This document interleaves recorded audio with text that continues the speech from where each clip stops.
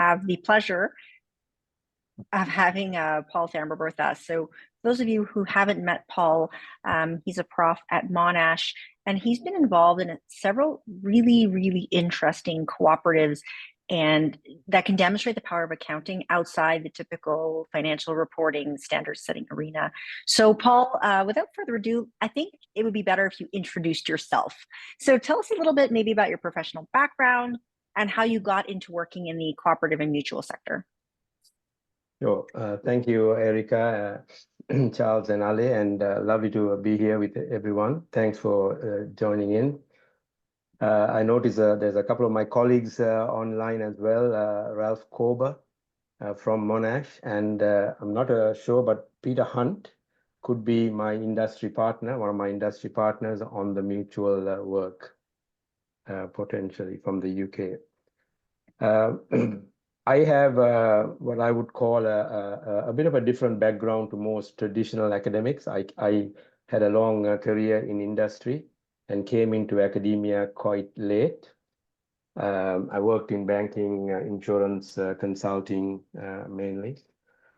And then got tired of doing all that and came into academia looking for new challenges, which I certainly have enjoyed over the last few years. I've been at Monash since 2016. I did my PhD before that, working at the University of Technology, Sydney. I still live in Sydney and commute to Melbourne when I need to, and I've done that now for the past 8 years. That's where I met Ali as well, and he joined us back in 2017, I think. I have always been interested in accounting as it is practiced. And the thing that I find surprising sometimes is that we don't tend to always think of accounting as something that is very practical. We tend to think of it very scientifically and very, very theoretically, like as if we were one of the STEM disciplines. I mean, we are really an applied discipline, and we really should go into industry to look at how accounting is being practiced or not practiced, and look at the limitations and the problems, talk to practitioners, and then look at how we can theoretically develop new understandings, new tools, new insights, whatever.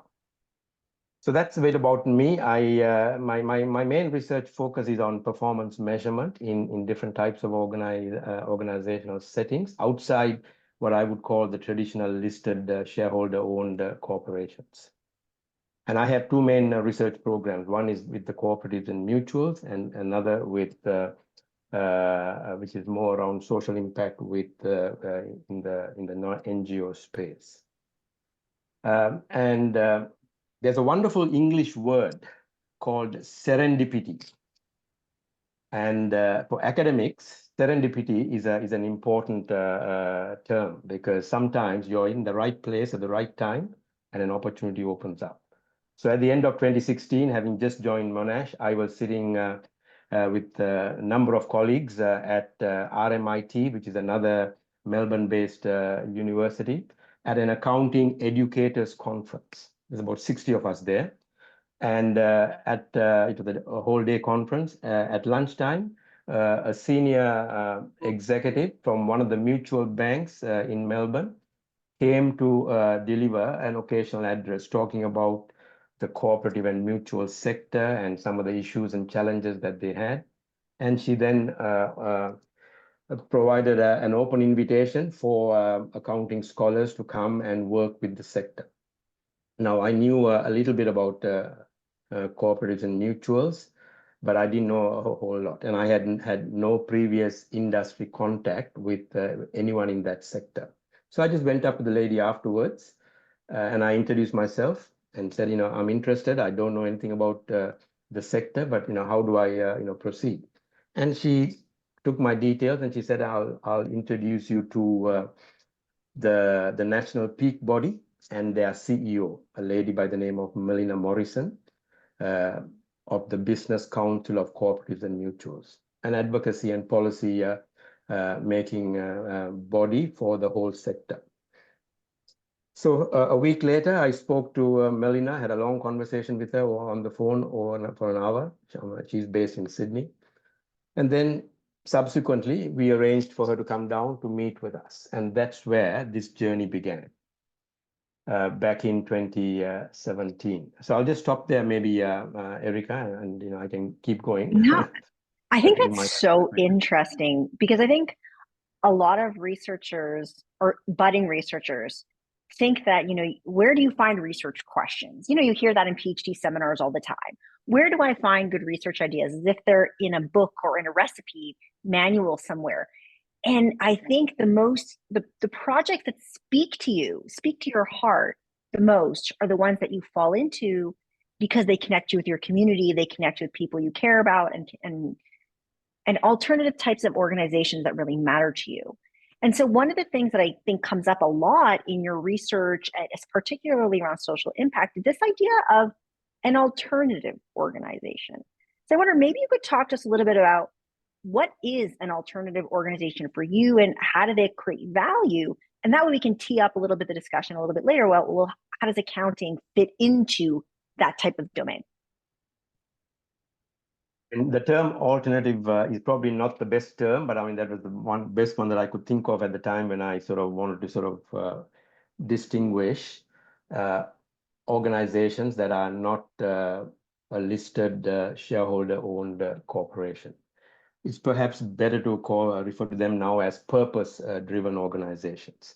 So these are organizations that have purpose at the center of their whole existence. So whether they are cooperatives or mutuals, non-governmental organizations, even government agencies to some extent, are really driven by a purpose, which is core to their whole existence.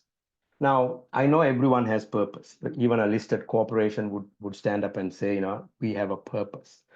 But I don't see their focus on purpose similar to, say, a cooperative or a NGO. Because in a listed corporation, the essential purpose is still about profit maximizing. It's about doing whatever you can to maximize your profit. So boost your revenues by charging your customers more for services that you provide, reduce costs through, improving efficiency and productivity. I mean, that's fine. I don't have a problem with that. But, I think, in many listed corporations, they go to the extreme. And I was part of that world, and I know how and I have been involved in carrying out activities that helped manage costs and boost profit. Whereas in a truly purpose-driven organization like a cooperative, and these organizations have existed for hundreds of years. On the Australian Stock Exchange, the average listed corporation has a lifespan of around just under 5 years.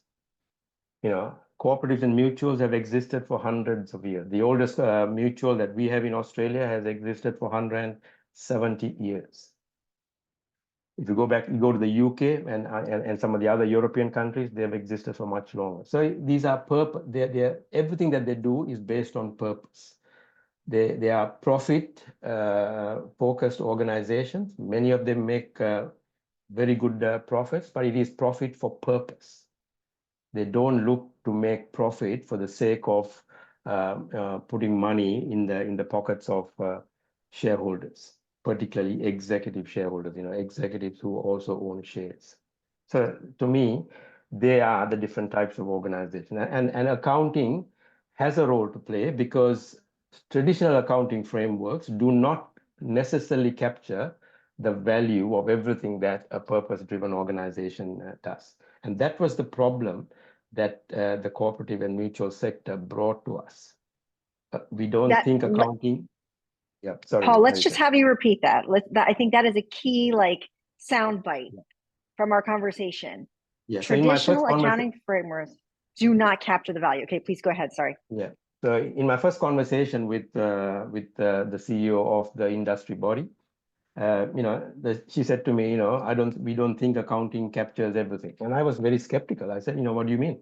Accounting has existed for hundreds of years and we can capture all the value that an organization creates. And then when we started unpicking the problem from their perspective, we realized that accounting doesn't. in a purpose-driven organization, it doesn't capture everything that the organization does, because accounting, in a sense, is tied to the entity concept, and a lot of things that we do in any organization. I mean, we've seen this with the environmental challenges that we've had.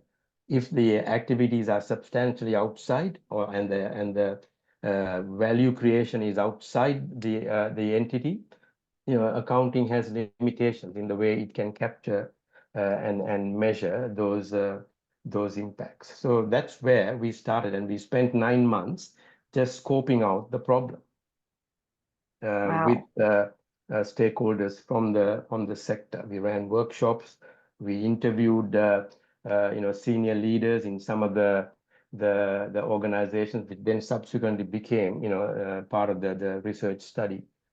So we spent 9 months scoping this problem. 9 months of our time. There were 3 other colleagues working with me. 9 months, and we didn't know whether we actually had a project. That was just our time, amidst all the other work that we were doing, and basically not really funded by the university up to the point when we actually had a proposal that was accepted. Then they started supporting us, but up until then, we were just doing this on our own time. That's really interesting. How you had to sort of go and search, and this sort of doggedness, this sort of resourcefulness to not only get the contacts in industry, but then the folks in industry understand there's a problem, but maybe it's a lack of shared language with academics. Well, what is the research question? What is the problem here? And really sussing it out. I think that speaks to something, sort of a skill of being a good researcher, is just keep looking and keep looking. So maybe I'm going to fast forward a little bit, but if the issue is that they create value, but it doesn't just belong on the balance sheet, right? Are there other types of tools? Is the issue quantifying value? You've talked about the entity concept before. So what other types of tools, just high level, before we dig into exactly your projects, kind of make sense in this area if, let's say, a balance sheet or an income statement doesn't cut it? Well, the cooperatives and mutuals basically didn't have anything else. I mean, there was nothing else that they could pick, and they had spent a fair bit of money and time looking at this. This wasn't something that they just sort of thought up, on a Monday morning. I mean, they've had over up when we spoke to them in 2017 for the first time, they had a lot of work done over many years by big 4 accounting firms trying to solve this problem. They had case studies of work that had been done, on trying to capture the value that they create. But it all fell short. If I give you a quote from the, which was subsequent to our research and the framework we developed and co-ops working with it, one CEO said to me about maybe about 18 months ago, and I just asked her, I was interviewing her just to sort of get her, post implementation experience with the framework and all that. I just said to her, almost sort of, to provoke her, I sort of said, why is this framework so, great for you? I mean, there's so many others, this is just a basic framework that we have given you. She looked at me and she said, I know what you're trying to do, Paul. I'll give you an answer that you can keep quoting. And I've been doing that ever since. She said to me, it's like, when you're wearing, a shirt and pants and you're trying to tuck your shirt in, and, there's always a bit that is sticking out. That's how we felt with all the other frameworks that we had explored over the years. But with the mutual value measurement framework, it's like you've got the shirt, you wear the pants, and you tuck your shirt in, and it fits. Nothing sticks out, because the framework has been co-created with the sector. It recognizes the way we create value. It identifies, through the 6 dimensions, it captures the value that we really create. It allows us the flexibility to customize it to our own local context, to work with both quantitative and qualitative ways of measurement, and more importantly, it gives us a language. See, measurement is not just about measuring profit and revenue and cost. It's also about a language. If you listen to CEOs and CFOs talking about their annual results, the financials give them a language to talk about what they have done. It speaks to your identity as an organization, as individuals. It provides a common way of being able to explain to someone what you have been doing in the last 12 months. That was what was missing for them. They couldn't talk about that. I mean, the language itself is value adding for them. The fact that they can talk about, I am a cooperative and I create value through these 6 dimensions. That's brilliant. I think one of the things that keeps coming back in my mind is this idea was co-created with the sector, right? That you gave them vocabulary to really, it's not that they changed what they were doing.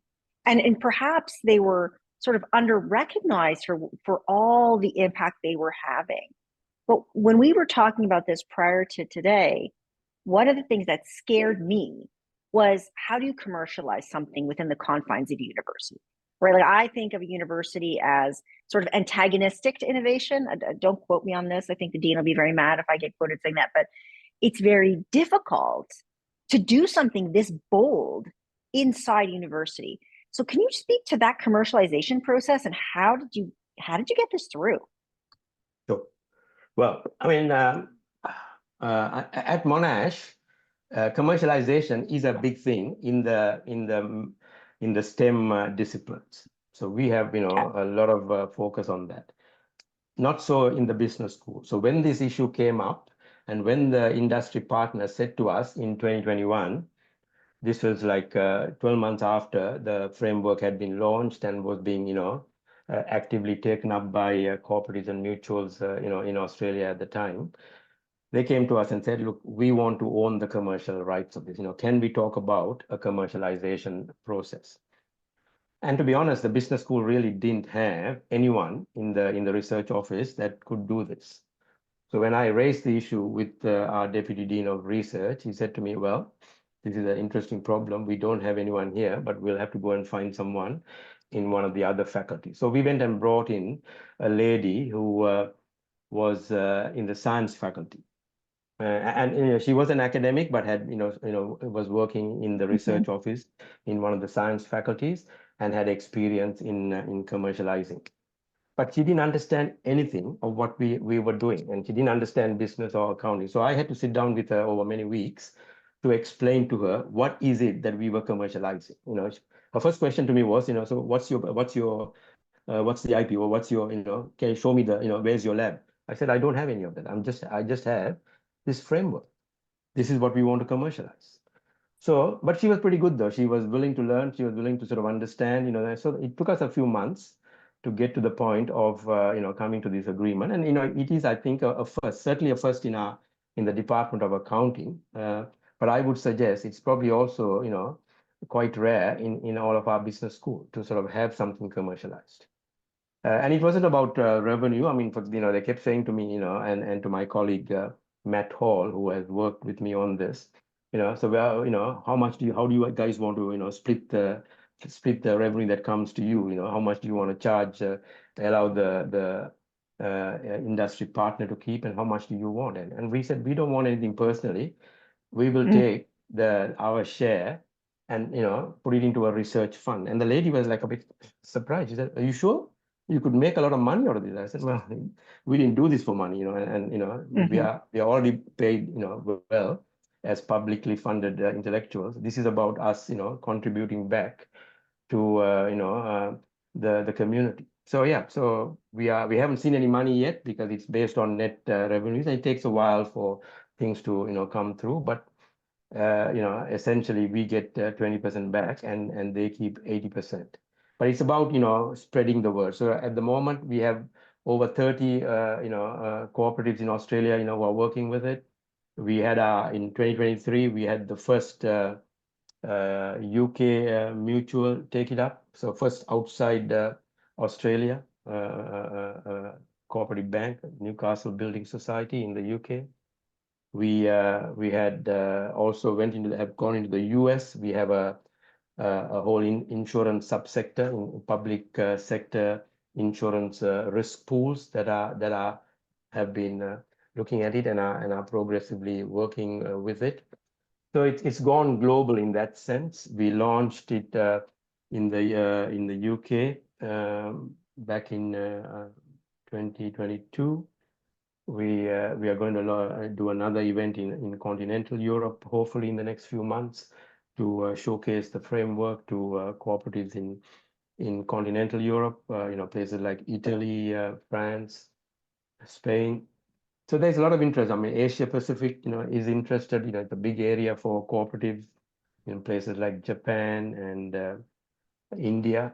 So we are looking to move there. But it takes a while for people to understand. This is not like buying a pair of shoes. I mean, it takes a while for people to understand, to get their head around the framework and how it can be used in their organization. But we see a lot of benefit of it, and we are developing we are going back into some of these early adopters to do case studies to understand how it is being used, and we are developing case studies which will be used as part of the business school's impact reporting framework that comes in 2025. I mean, to me, this is like a best case scenario, right? This is brilliant in terms of impact and academic contribution and doing something you love and really allowing these organizations to do something with information that they couldn't do before, right? Like they can just be better in their mission, in serving their communities, in understanding what they're doing because you gave them a vocabulary to do that. So to me, this sounds great. And I think what I'm sensing from you is these types of projects have to take place in institutions that are sort of fertile to them. May not be in the business school, but the university has to have a willingness or a culture towards commercialization. I think perhaps if I'm reading through the lines here, Monash is sort of game to do this kind of thing, and other schools may or may not have made it more or less difficult. Does that resonate with your experience?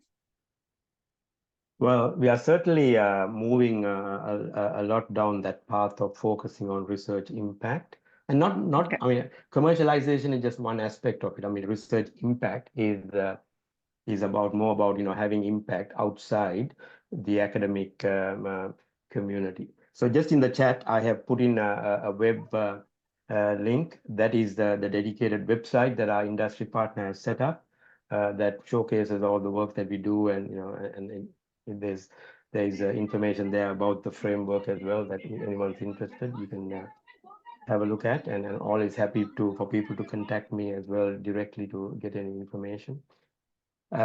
In terms of the research impact, the way we do it at Monash and the business school is they've got a framework where they look at impact at two levels. So they look at the scholarly impact, which is important. Obviously, you have to have your research must have scholarly impact, and we are all subscribe to that. So we've got a working paper now at the moment. We've just put that into the accounting review. It's taken us a while because we've been working on the industry side of things, but we have got now a paper that is going through the first round at the accounting review. We have written practice papers. We have videos. We are developing case studies. So so scholarly impact is important, but beyond that, the business school is also interested in what they call societal impact, and the societal impact is looked at at two levels again. What they call the early impact, the early evidence of your work making a change in an organization or in a sector. That's referred to as the red box impact. And then you got what's called the eventual or the ultimate impact, where you can demonstrate that your research has made an impact at a society level, and it's changing something in an organization that is leading to impact for its customers or for its other stakeholders. So that's called green box impact. Now we haven't put our project through that process, that formal process as yet. But the other research that I have with the one box that we have put through, and we became the one of the first projects within the business school to actually get that final green impact. Because with that work, we are working with an NGO that is working with families in need of support for food. They can't feed themselves. A developed country like Australia, we have 1 in 3 families needing support. And this charity, amongst many others, is working in that space. So again, our work was to help them measure the impact of that. We developed a framework that has helped them, do a number of things, including, going to philanthropy foundations to get, funding for their programs. And so we can demonstrate real societal impact. So that's how we look at impact. So in a sense, the business school and Monash is focused on that. And our performance benchmarks have also been changed now so that you can actually be recognized for impact work and for income that you bring in addition to your scholarly publications. For promotion, you can also have a portfolio approach where you have publications, but also income and impact. So, yes, so we are becoming perhaps a bit more advanced in that space compared to some of the other universities around. But I think it makes sense because, at the end of the day, whatever we do as researchers should have an impact beyond the academic community. So I think what you're saying is certainly this is aligned with your incentives at the school, right? The school has adapted its incentives to encourage this type of work. But this type of work is also sort of aligned, if I can say this with you, within your navel, like what you feel this is important and that's what's motivating you to go forward with this. And sort of the incentive, certainly you could have taken a cut on this and you decided not to. So certainly it's something that passions you. Beyond the fact that you're not just doing it with the cooperative and mutual sector. As you mentioned, you also have this one box, which is really, really interesting as a solution to food insecurity. And I really wouldn't think about accounting as a way to address food insecurity. Or like I would think about the circular economy, or I would think about all these different ways, but maybe can you just briefly touch on how accounting fed into this? Was it just having better reporting that you enabled? How did accounting help address food insecurity through your project? We are helping. I don't think we have addressed it. I mean, accounting at its basic is about giving account, right? You're giving account to someone about what you've been doing with the resources, with the capabilities that you have been given. And measurement, is the process that allows you to give account. Again, with the one box, a very innovative food relief charity based in Melbourne. They have a very innovative model. They don't follow the typical charity model where you put your hand out to get some funds and then they work out what they want to do. The one box was set up by a commercial business called the Fruit Box. The main business of the Fruit Box is to provide corporates with fresh fruit, milk, bread for their corporate tea rooms. That was the business that they were doing. So they provide. So at one time at Monash, if you went into any of our tea rooms, all the milk was supplied by the Fruit Box. So they then said, okay, we need to do something, that is more than just making, or providing money. So they set up this one box because they said, there are people in the community who are struggling to feed themselves and feed their kids. And why should they be given food that has passed its use by date? So a lot of the big food relief charities, certainly in Australia, they go to the supermarkets and the supermarkets give them what's called food that has passed the use by date. They're still okay, but they're not fresh. So the one box approach is, no, we are providing fresh food to corporates for a fee. Why don't we just take that same box and give it to families in need? Because, as human beings, they should be able to access fresh food. Just because they are unable to pay shouldn't determine what they Right. get to eat. So very innovative. They do it through primary schools, so they are at an arm's length, because that is to maintain the dignity of the people who are getting the support. Because very often when people go into a food bank, it is stigmatizing, that you have to go and get help from someone else. So here they do it through the schools. The families come, drop kids off, go around the corner to the center where the food boxes are there on a particular day. They collect the box and they walk off. And many of these beneficiaries, when we first started interviewing them, didn't even realize who one box was. They thought the school was providing them with the food. And that's exactly how the one box want to keep it, because they want to protect the dignity of the beneficiary. So when they came to us again, they were trying to work out, okay, what is the impact that this box of that we provide has on the beneficiaries? How can we measure that? So again, we ran a study. We interviewed beneficiaries. We interviewed school staff, community center staff, because some of the boxes go through community centers. We spoke to all the the relevant people at the one box and the fruit box. And from that, we developed a framework which we call the Beneficiary Outcome Scorecard, or BOSS, which has 5 dimensions that look at the impact that the box has, not just in financial terms, because obviously it helps financially. The family can redirect their budget from groceries to other things.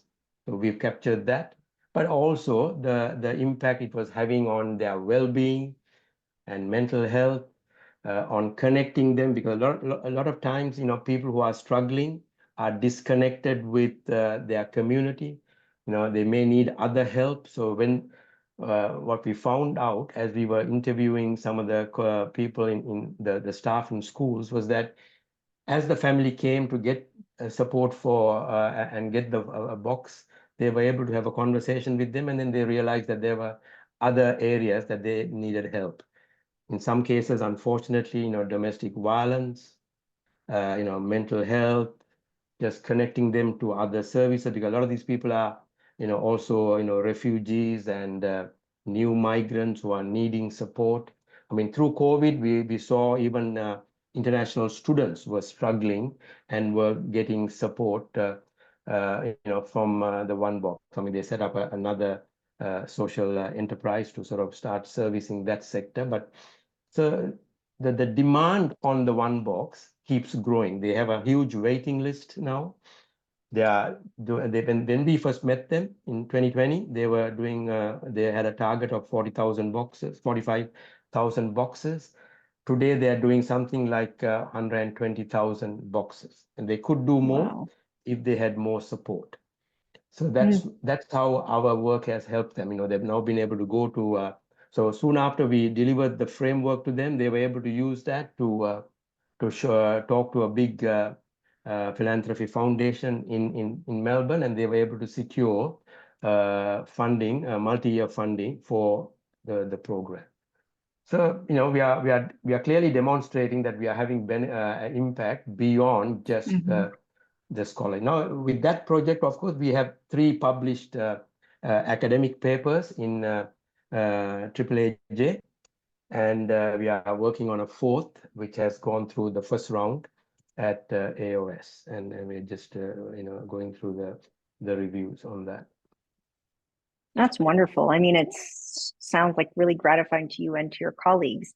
When I'm listening to you talk about the cooperative project and the one box, to me, what accounting means to you is much broader than just debits and credits, and it's more than just quantification. I feel like accounting is a very large umbrella for you. So maybe can you talk to me about what's accounting for you, and how do you see accounting as like a discipline or a technology or a routine having an impact? Sure. I mean, as I said, accounting, to me means, to give account. I mean, if you think about, how accounting started back in the 15th century, when the Venetians were sending ships out, and they were trying to work out, okay, we pack the ships with all these various, goodies. They go out, they come back with, all the stuff from the New World. How do we work out, what's happened, and how do we actually then, explain to those who invested? And someone like Ale would know the history better than me on this, but they were trying to work out. So that's where the I forget the name of the guy, the Roman Catholic monk started to develop this idea of accounting and debits and credits, and that's where accounting started, right?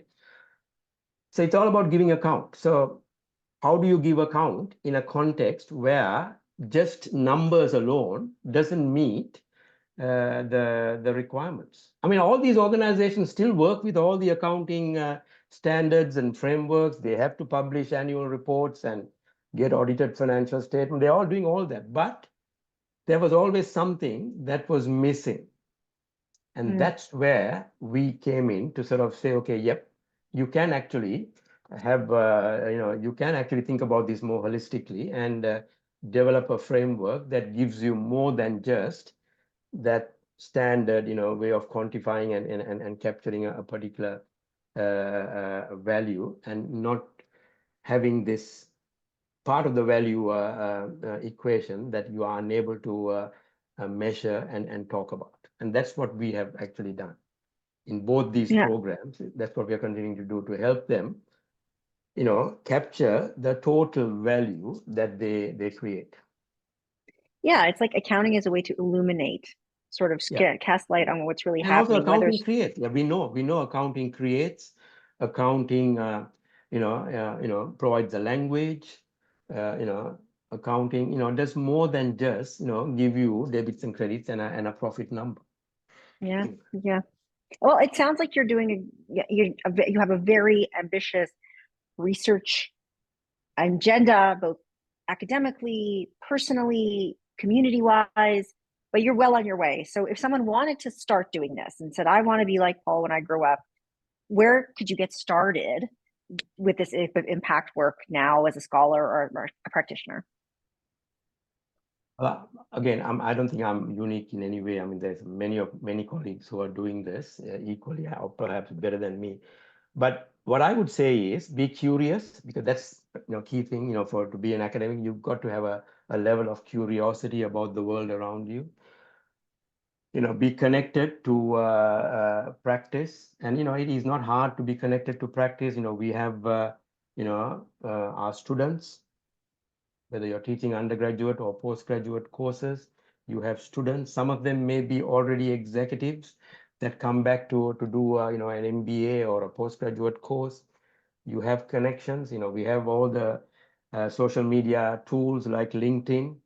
If you're an academic and if you're not on LinkedIn, I would ask, why are you not? Yes, it is a bit of it is a bit of a distraction, but you can still. I think it's still important. We get contacted by people all the time through LinkedIn. I mean, I would say at the moment that there are perhaps more opportunities than what we can actually, service in that sense. So go and talk to people. Try to attend at least one industry conference. That's something else that has changed now at Monash in our department. We can actually go use our funds to go and attend an industry conference, provided again that we can show why we want to do that. There are a lot of conferences that are not that expensive to to even pay your own funds to go and attend. If you needed to, you can always get a tax deduction for that. Talk to people, try to understand some of the problems that they are grappling with. I mean, whenever I come across practitioners, one of my questions to them is, okay, so what's keeping you awake at night? What are some of the problems? And sometimes they will tell me things that we already know about. It's just that they haven't looked at what we have done. But very often, that opens up a whole new world of a conversation about, this is what I'm, grappling with. And, that becomes interesting. You start talking to them. Okay, would you be interested in doing a research study around this? Here's how we can, do it. So you really need to sort of, find problems that are practically interesting, but also theoretically relevant. There's no point in doing a problem or looking at a problem that's only relevant from a practice perspective where the theoretical knowledge is already there. Then you become a consultant, and we are not consultants. So there's a narrow line between, doing research impact work and being a consultant. So you got to be careful that you don't cross that line. So you need to have a theoretically interesting problem, which is also practically relevant. But the third element that is important to have is you've got to find someone in the organization at a senior level whose KPI is going to be affected by you doing the research and producing the insight, because then you get the buy-in.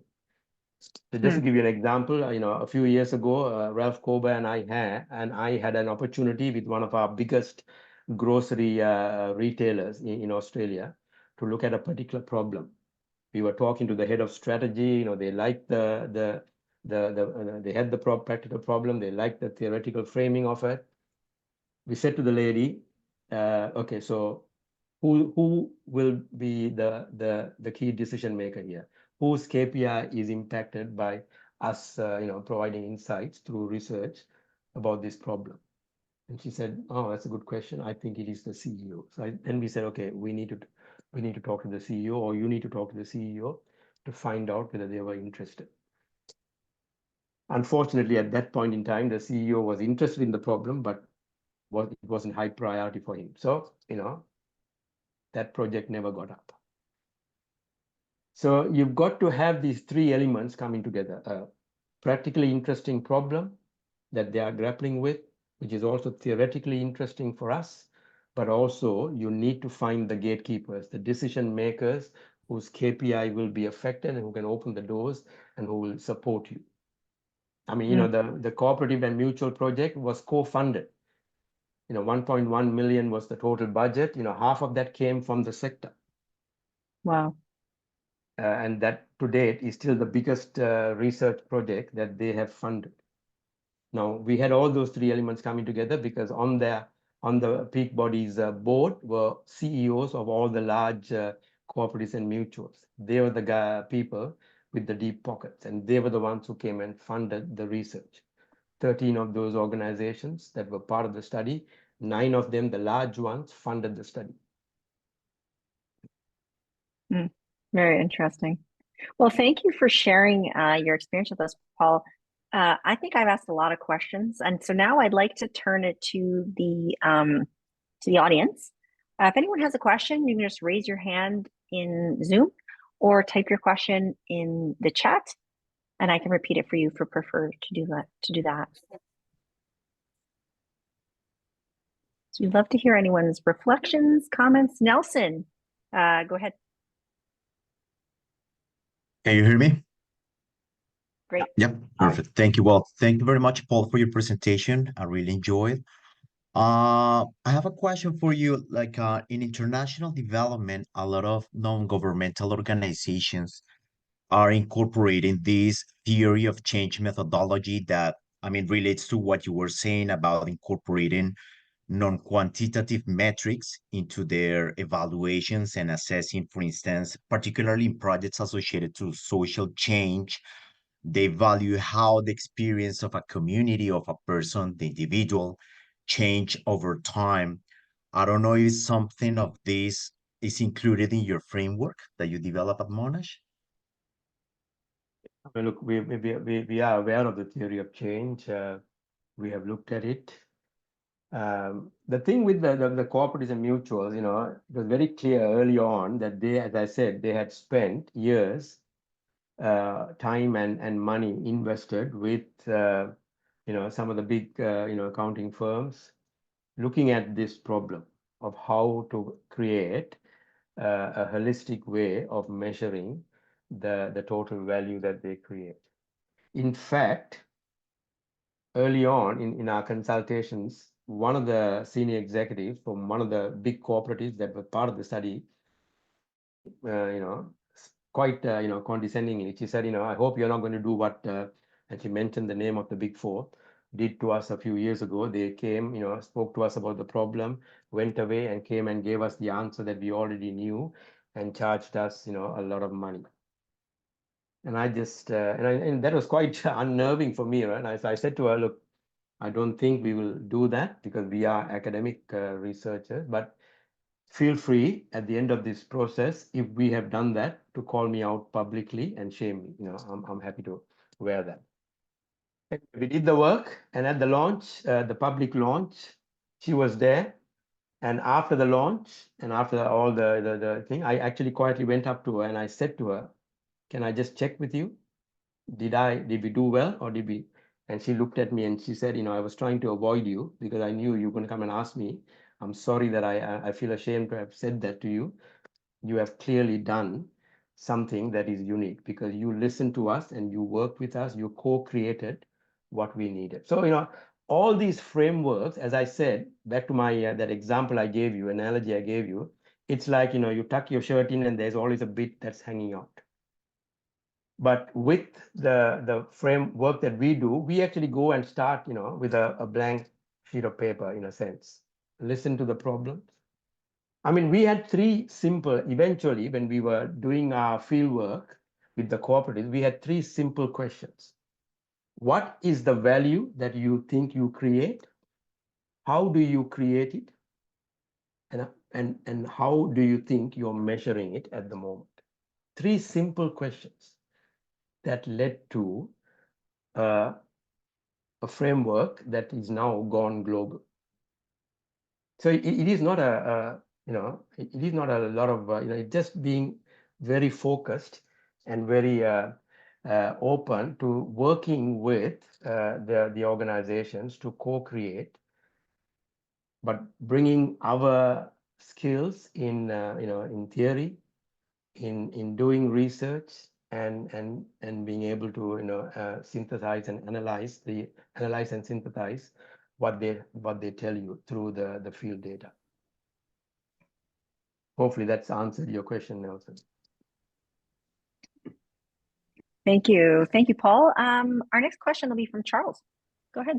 Yeah, it will be more a comment to really appreciate what Paul said about. By the way, thank you, Paul, about the connection to the industry and attend some events such as conferences. I was just gonna share quickly that even if you have to go to a conference in your local business community, I happen to have a chance to meet to attend some business meeting based on certain themes, and that's very enriching because you get to develop relationship with business C-suite people, managers, startup CEOs, and even if you don't necessarily go for research purpose, it's very organic, and I'm just going to share that it helps even for your teaching, for example, guest speakers, and make impact that way. And I appreciate that you push and you encourage academics to go and talk to these industry people, because you'd be surprised at how much that they appreciate when academics talk to you. Like, you're the only academic there, but they're very appreciative. So thanks for doing that. But just to say that you don't have to necessarily, I know sometimes it's expensive, you have a chance to go with your funds, but locally I think you can do that too as well. So I just want to make that comment and reiterate, because it happened to me recently. I think, oh, this is really, really good. So yeah, thanks. And let me just thank you, Charles. That's really, I totally agree with what you're saying. Let me just let you in on a secret if you're not already aware of this. CEOs and CFOs like to talk about what they do. And they are very lonely people sometimes because people keep them, at a distance or put them on a pedestal, and they, if you get a CEO or a CFO and sit down and talk to them about what they're doing and some of the problems, what keeps them up at night, they are more than willing to talk. Well, that's interesting, Paul. Very interesting. David, Masuva, your turn. Okay, thank you. Thank you very much, Paul, for that presentation. Greetings from Kenya. I happen to have very interest on cooperatives, and part of my work is around cooperatives, and I'm so happy to hear you talk about the focus on purpose-driven organizations. But one of the things I've noticed in the course of my work is, in as much as these establishments began with the social, focus, the values, the principles, there's a bit of, shift towards financially oriented goals. And I don't know what your thoughts are around that, because of course they have to sustain the operations. But what I'm seeing, like in the case of a country here and maybe cooperatives in Africa, I'm seeing them transitioning to more profit-oriented objectives, where the emphasis is on, are we reporting a surplus? And can we make use of this surplus even to venture into for-profit, establishments and the likes? I would want to hear what is your thinking around this and these shifts, and is it something that you might have observed in other jurisdictions? Thanks, David, for your question, and great to see that you're a fellow cooperator, as they say in the sector. I want to respond to you in a slightly different way, and I want to first make something clear. I am not against commerciality or profit making organizations. That is not my intention here. And the way I look at cooperatives and mutuals is it's like diversity in organizational models. We have all grown up with the listed company model or the company model where you have shareholders who have primacy, and we now recognize that there are also other stakeholders. So we have customers, we have suppliers, etc. But essentially, many of us grow up, and most of our business schools only teach accounting and business courses in the context of a company model. Well, that's one organizational model. But as we know, with diversity in human interactions, it is diversity in organizational models is also a good thing. So cooperatives and mutuals, I see, are another form of a business model that is underappreciated and therefore underrepresented in many economies across the world. NGOs are another organizational model. Public sector agencies is another type of organizational model. So I see this issue from the perspective of diversity in organizational models. So in the cooperative and mutual sector, there are many cooperatives that are, no different to an NGO. So they may be focused on social housing, and they are all about providing services to people who need housing, public sector housing, public housing support. And they don't really focus on profit, but they make a surplus. They talk about surplus. They're like an NGO, no different to an NGO. But there are many cooperatives that make profit, but profit for purpose.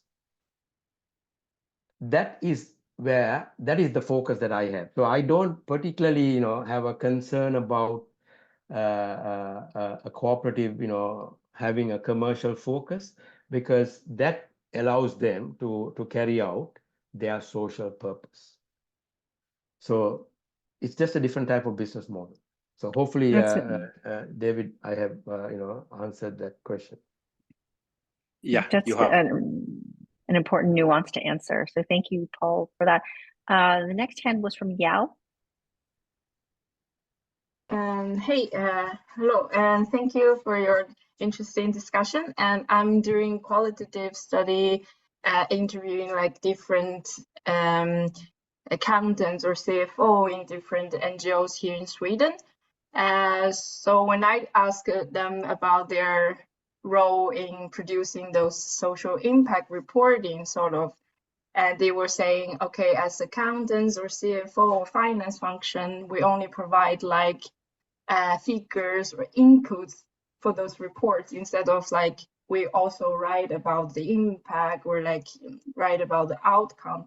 Since I think in NGO, this type of sort of so-called purpose-driven organizations, they are financial or like counting are not as the outcome.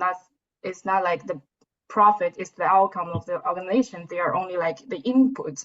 So since we're talking about the role of accounting in this type of social impact creating process, so I'm wondering like, what's your opinion on the role of accounting or like accountants in this type of organizations? Are they bringing in sort of rationality or financialization into this type of organizations, or are they doing, I don't know, like, can they do more about it, or like, what's your opinion or like your experience about? Do you have any insights in this type of thing? Thank you. Sure.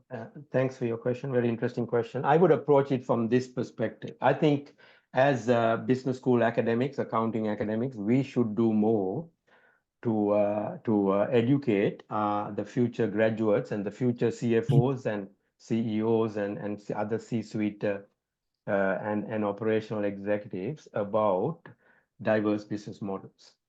So when we looked at our curriculum within the business school here at Monash, there weren't a lot of units that looked at anything other than the traditional company, and maybe there was a bit on NGOs. So we have now developed a unit around cooperatives. And in fact, that was one of the things that the industry was pushing us as well, saying that you guys are part of the problem because you're not educating the future staff that come into our organizations about cooperatives and mutuals. So we're doing that because, there's a lot of, even today in some of the cooperatives and mutuals, there's a lot of people in there that don't really understand, the purpose-driven business model that is the coop or the mutuals. So we need to do better as academics to educate. And I would encourage, people who are already in the workforce, whether at the junior level or at the senior level, to look at the diversity in models and look at the purpose-driven model of a co-op or a mutual. To some extent, I'm a bit skeptical with the companies that sort of say we are, also social focused, and a lot of them are putting out social impact reports, etc. Because I mean, it's a bit like the greenwashing debates that we have with climate change and all that. They're sort of tacking on things. There are good examples here in the Australian context where you can look at their behavior in the marketplace. It does not correspond with having a purpose that is focused on being a good, corporate citizen. So, I think we need to do more as business school academics in helping to change the mindset of our graduates who are going into the workforce. That's an important insight, Paul. So we are running up on time, so we'll have time for one more question from David Cooper. Take it away, David. Hi. Thank you very much indeed, Paul. I thought it was a very interesting, thought-provoking and exciting work that you're doing. So congratulations on that. Thank you, David. I think one of the things I think that's important in the sort of work you're doing, and it sounds to me like you've developed kind of balanced scorecard or scorecard type measurement systems for purpose-driven organizations. But one of the things I think that's important as academics is that our output is, if you will, public. And the idea that it's output driven, but publicly available output driven. And I just wonder how far that idea of publicness of purpose driven work is important in your own approach, and what ways we can ensure that such work is available throughout the world in a sense of being publicly available, visible, and so on. And I don't know whether you've got any thoughts about the idea of your work or purpose-driven work being publicly orientated and not privately orientated, which is often the case with consulting firms and so on and so forth. Great question, David. Thank you. I wholeheartedly agree with you. I think, we are publicly funded intellectuals, certainly in Australia. So, and I think in many countries, that's the case. We should be willing to share our insights publicly and make it available to, organizations and other forms of other types of stakeholders to sort of, access and use. I mean, we do a lot of that, even with the cooperatives. If you go and look at that website, there's a lot of material that is publicly available, videos, practice articles that we have written. We speak at conferences. I mean, in May, I'm in the UK speaking at the annual conference of the building societies of UK, so they are, have invited us to come and talk to them about the work that we have done and how that can be, progress further in the UK. So I think it's very important that we are publicly, willing to sort of, talk about our work and have it available.